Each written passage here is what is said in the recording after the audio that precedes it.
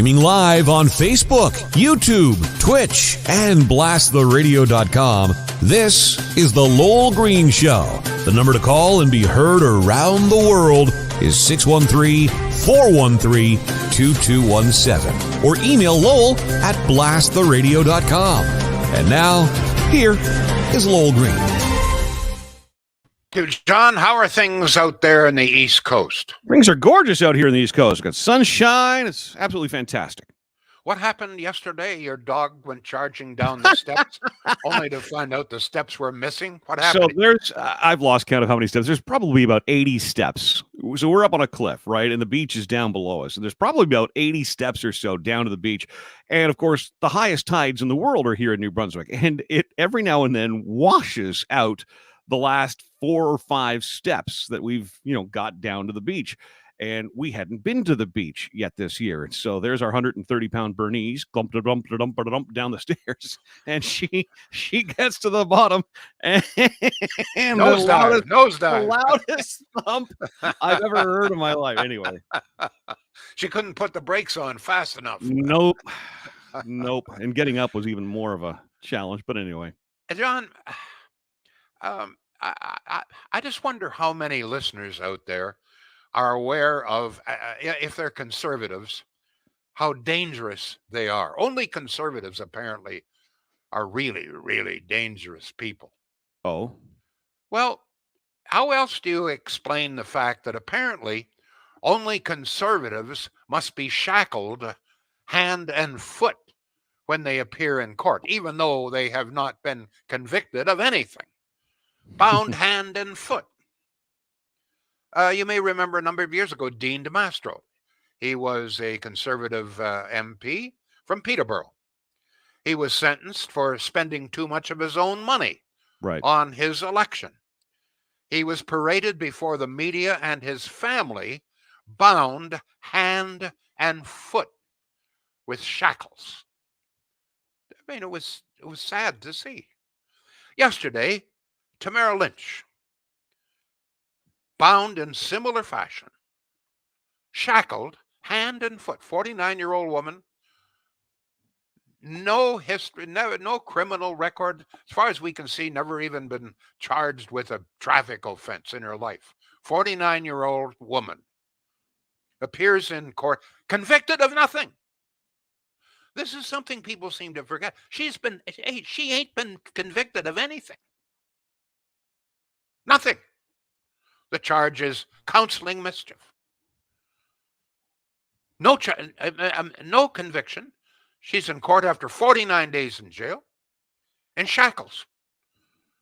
Thank God the judge, is one of the first things he said to the clerk, take those shackles off. Right. That's the big headline. Take those shackles off. Yeah. I mean, it's unbelievable.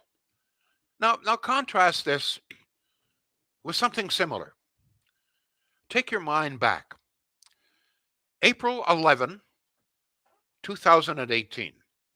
David Livingston, former chief of staff for Premier Dalton McGuinty, sentenced to 4 months in prison for trying to cover up the Liberal gas plant scandal. Remember that? I do. The judge in sentencing him said, quote, Livingston had deliberately wiped the hard drives of computers in the Premier's office in an attempt to spare the government embarrassment prior to the 2011 election, embarrassment over the $2 billion shutting down the 2 gas plants had cost taxpayers. The judge said, quote, it was an affront and an attack on democratic institutions and values. That's David Livingston. Did David Livingston, a leading liberal, appear in shackles? No, you got to be joking. He's a liberal. Not only that, in fact, while he was sentenced to 122 days in jail, David Livingston, convicted of carrying out a crime that was an affront and an attack on democratic institutions and values, he actually only spent 35 days in jail. They worked out a deal. The rest of the sentence was carried out in the community, which means, in effect, he was as free as a bird after 35 days in jail for an attack, according to the judge, on democratic institutions and values. No shackles for David Livingston, leading liberal, only 35 days in jail. Shackles for Dean DeMastro, shackles for Tamara Lynch, even though she has been convicted of nothing. No criminal record, nothing to do with violence, counseling mischief. And think of this. David Livingston, who tried to cover up a $2 billion scandal, only spent 35 days in jail. Tamara Lynch, convicted of nothing, has already spent 49 days in jail and appears in shackles. 49 days in jail, in shackles, convicted of absolutely nothing. Nothing. Folks, if this doesn't get your blood boiling, then I don't think you have any blood. This, you may disagree with what she did. That's fine. But is this justice? How can this be justice? And maybe I should at this time remind you of what happened to my old buddy, Mike Duffy. At least 3, maybe 4 liberals were found to have done exactly what Mike Duffy did. Nothing happened to them. Marched off into the sunset with about $400,000 of taxpayers' money, which they did not have to pay back. Mike Duffy paid back the money, and you know what happened to him. Dragged through the mud for weeks. Mike Duffy was a conservative. The liberal senators, nothing happened to them. You think there's equal justice in this country? Well, you better give me an example of where there's been equal justice. Any comments on this, John? Go through how people get in touch with us. Yeah, comments are starting to roll in on Facebook. So either the Lowell Green, Milkman Show, or Blast the Radio. We're on Twitch as well, twitch.tv/Blast the Radio, and youtube.com/Blast the Radio. Listening on blasttheradio.com, obviously.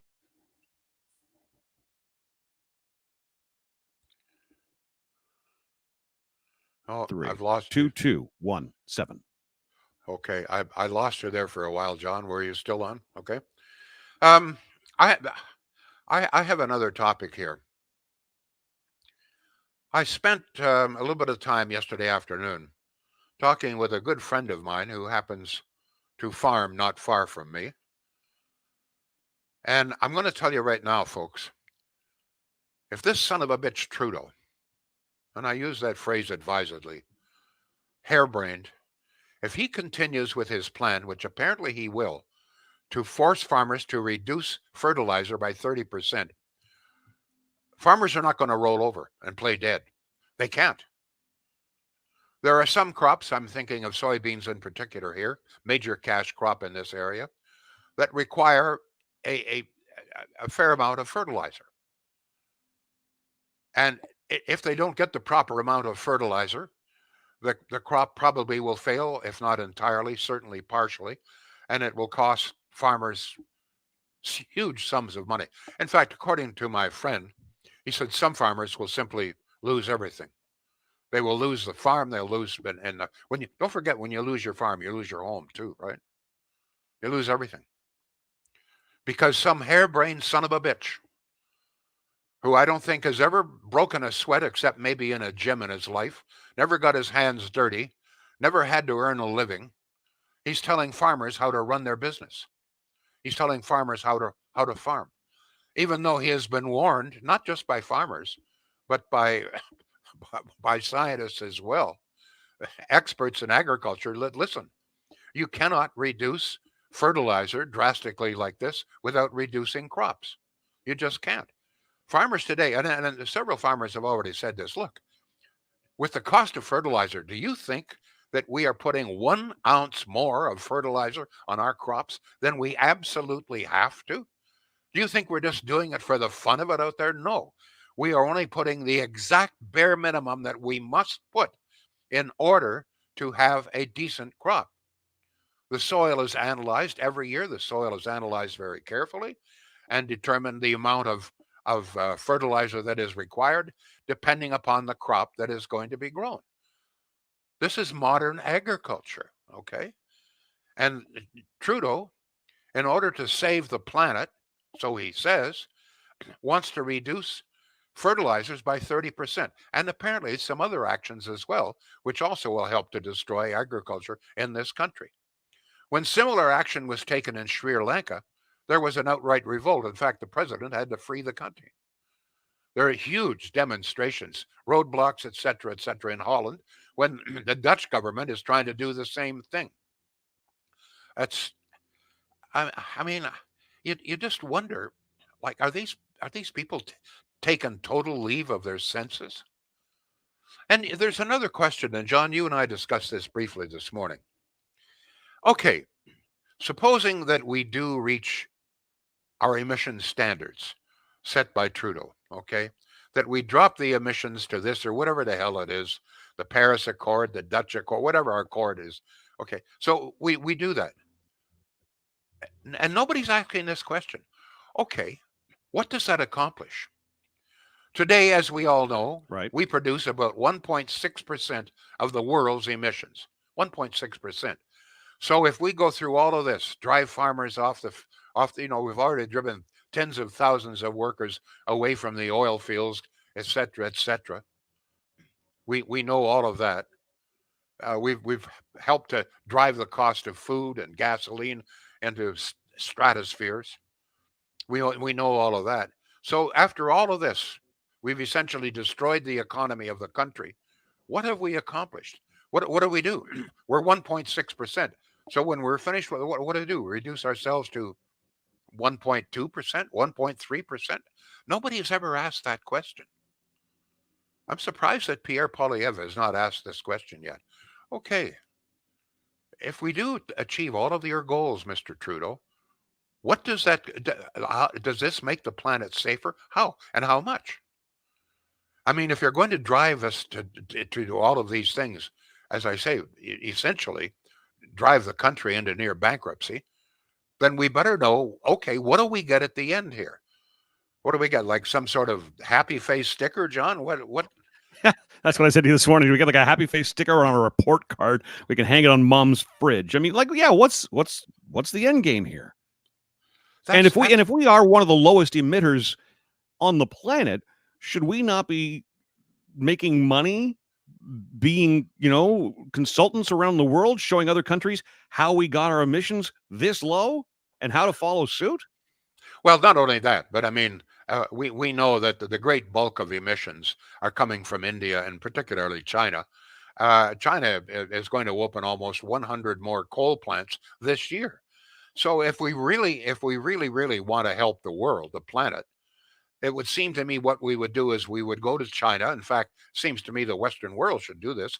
Go to China and say, listen, we'll give you a hell of a deal on natural gas. We'll pipe the natural. We'll make sure you get natural gas. Get yourself off coal. We'll help you do it.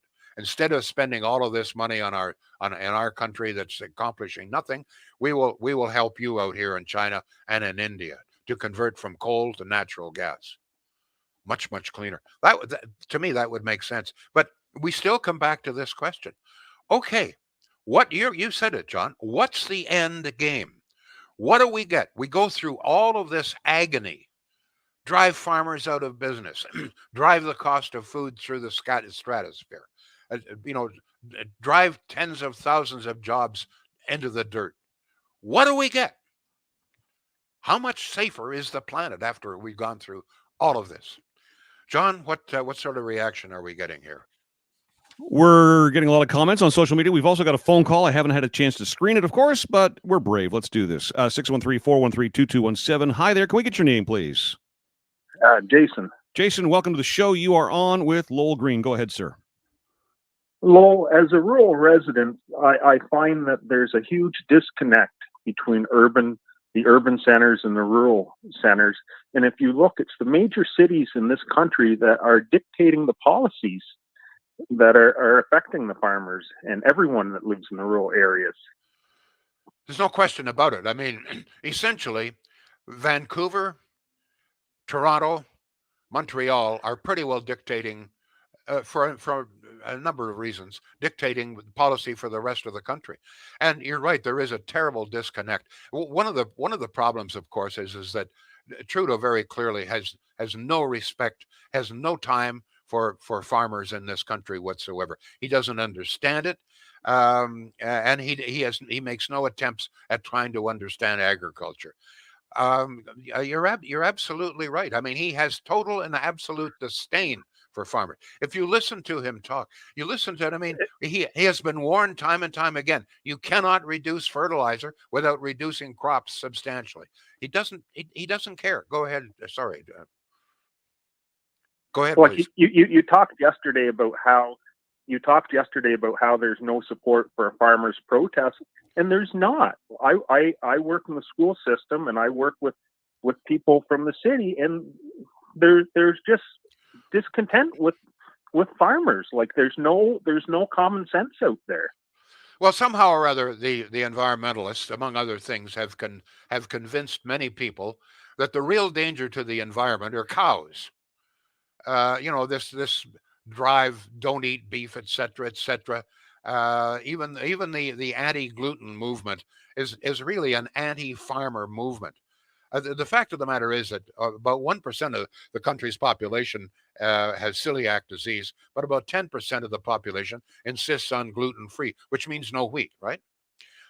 So I mean, it's time and time again we're seeing the same thing: attack on farmers. Go ahead, please. Last comment to you. That's what I wanted to comment on. Very true, sir. You're absolutely right. Not only does Trudeau not give a damn, but sadly, many people don't give a damn either. I think one of the reasons is that many people, particularly in the heart of the major cities, what do you think the average person living in downtown Toronto knows about farming? They have no idea. And some of them say, well, what do we need farms for? We can get our groceries at Loblaws. Thanks for the call, sir. Thank you. John, what else have we got here? All right, let's go to Kellyanne's comment.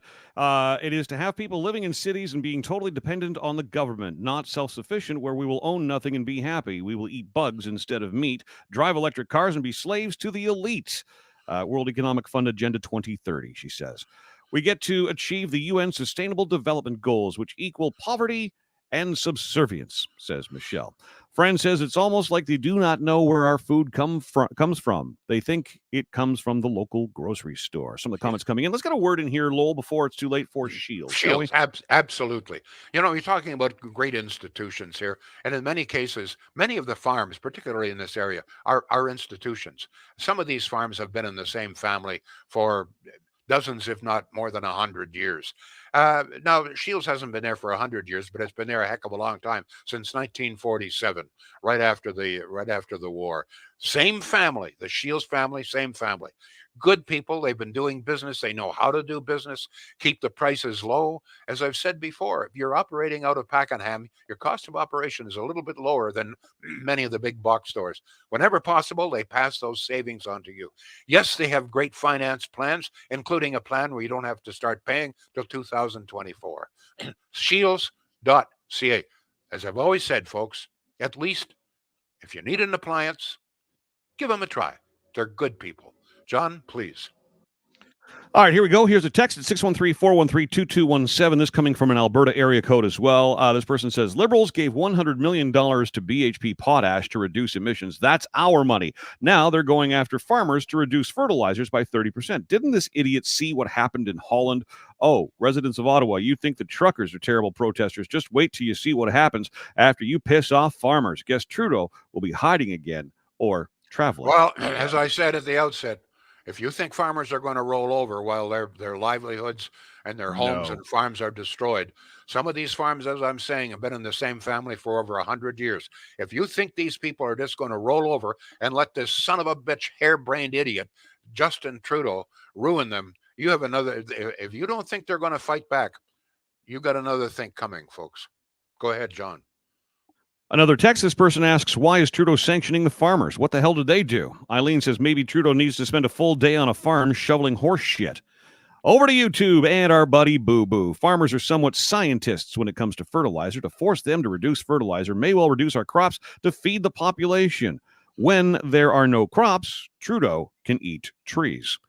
Friend says it won't be the farmers and cattle ranchers starving to death. It will be the rest of us. All right, let's go to the top of my list here. Lowell Peter says only dangerous conservatives, a.k.a. political prisoners like Dean or Tamara, are chained and bound. But hey, if you're a gangbanger, a terrorist, then all is fine. Dean's judge was a damn liberal, and that's a fact. Liberals couldn't stand Dean because they couldn't win against him, honestly.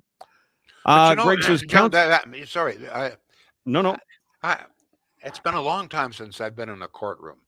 When I was in Brantford starting out as a junior, I covered court. I'm going to be honest with you. I don't recall even accused murderers of showing up in shackles. I think I may have seen a couple of them with handcuffs. But maybe some of you who've been in a court can tell me, is this business of shackling prisoners? I'm talking about those people before they've been convicted of anything. Tamara Lynch hasn't been convicted of anything. 49 days in jail. David Livingston convicted. 35 days in jail, no shackles. Tamara Lynch convicted of nothing, 49 days in jail and shackled. But is this commonplace to shackle people before they've been convicted? I don't know. But if any of you have been in court recently, maybe you can comment here for us and help us out. I can comment on that. I was in court, I want to say 2005, 2006. I was one of 3 people in the local media who received death threats from an individual, and we had to go to court.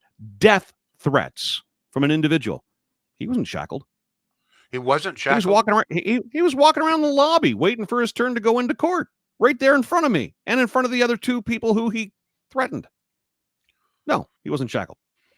Okay. Well, if anybody else has any information on that, I'm having real difficulty with a 49-year-old woman with no criminal record, no history of violence.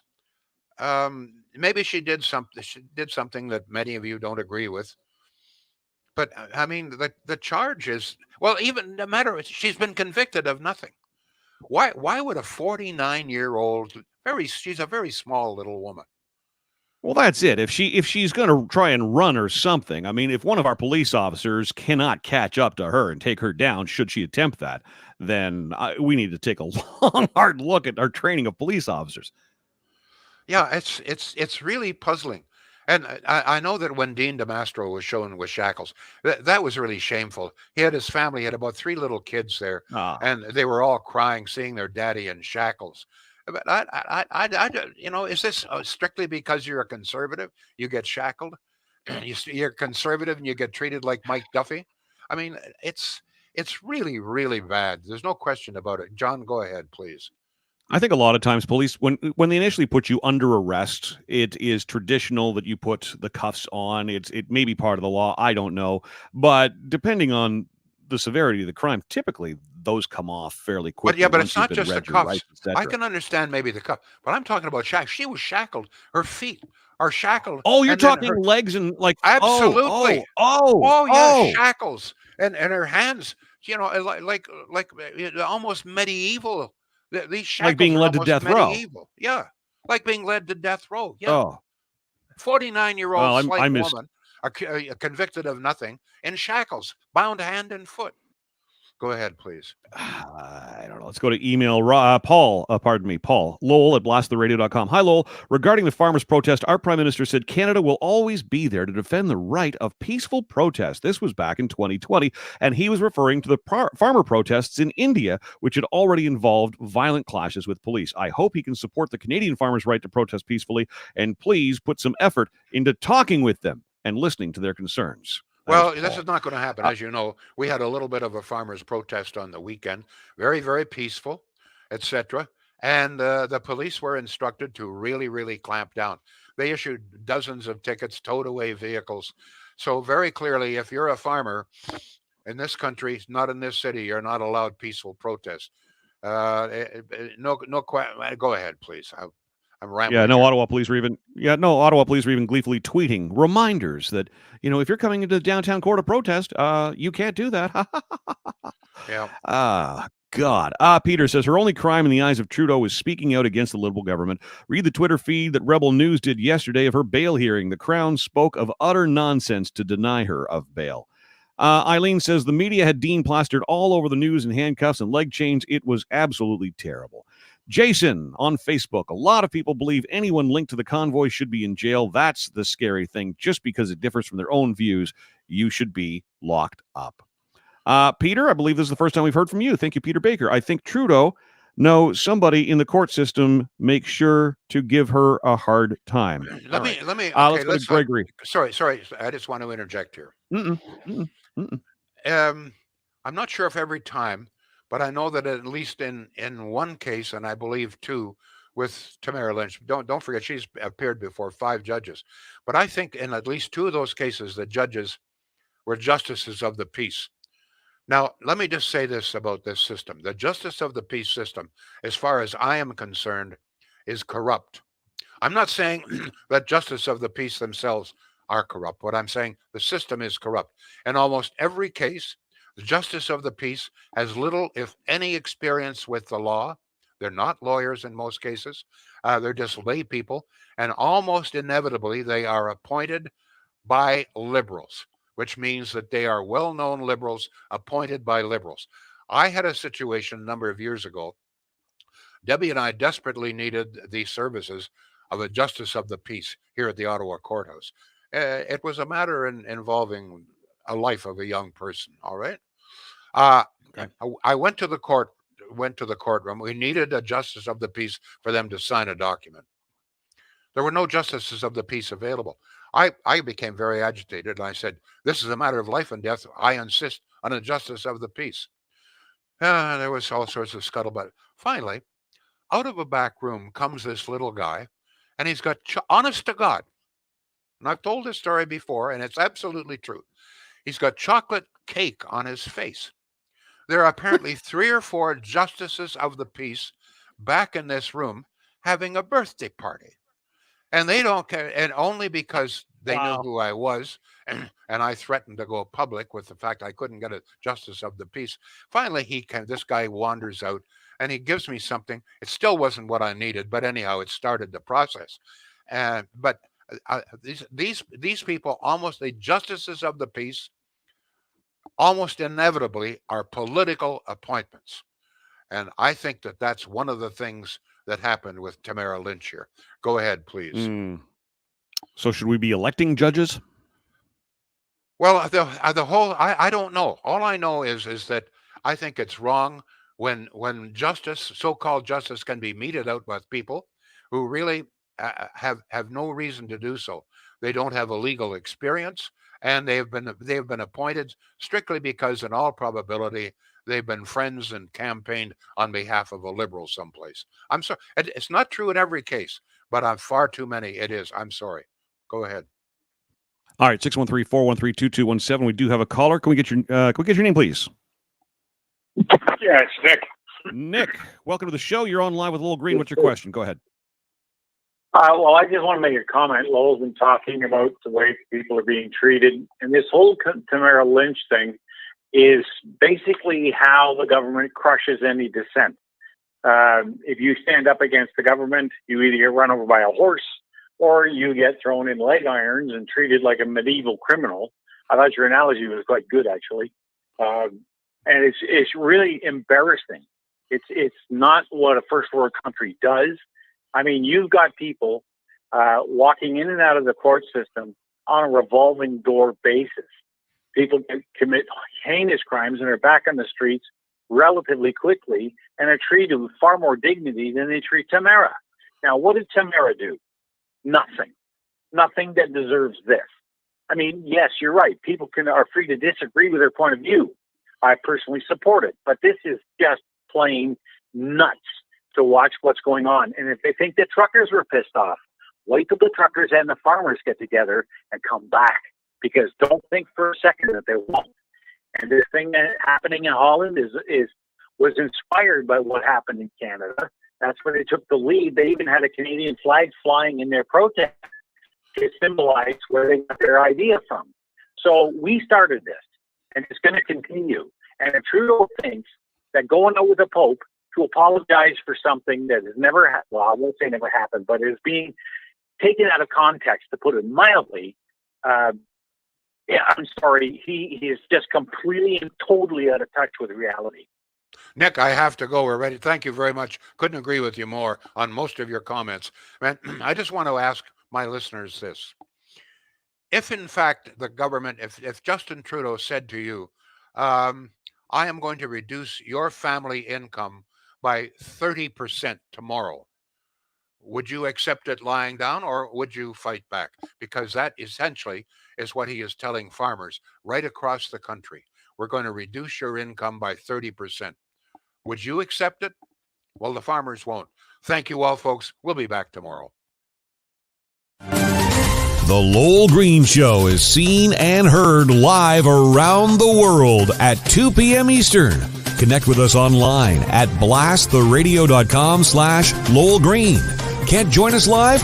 Download the Lowell Green podcast. Available on Apple, Spotify, Google, and more. Ask your smart speaker to play the Lowell Green podcast. This is a production of blasttheradio.com.